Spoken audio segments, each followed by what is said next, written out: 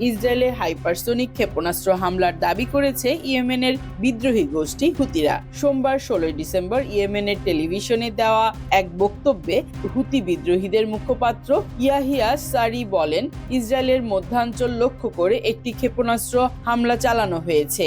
Hypersonic ক্ষেপণাস্ত্রটির নাম ছিল ফিলিস্তিনি 2।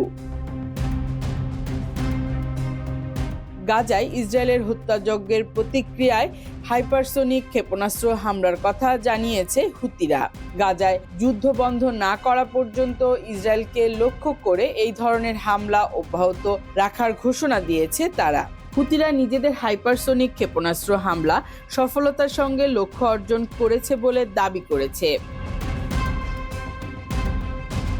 এদিকে হুতিদের হাইপারসোনিক ক্ষেপণাস্ত্র হামলা সম্পর্কে ইসরায়েলের সামরিক বাহিনী বলেছে, ইয়েমেনের ভূখণ্ড থেকে ছোড়া একটি ক্ষেপণাস্ত্র ইসরায়েলের আকাশসীমায় ঢোকার আগে ভূপাতিত করা হয়েছে।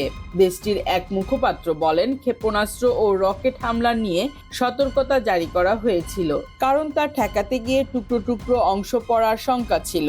ইসরায়েলের গণমাধ্যম জানিয়েছে, ক্ষেপণাস্ত্র সতর্কতা ইসরায়েলের সবচেয়ে বড় শহর তেল আবিব জুড়ে জারি করা হয়েছিল।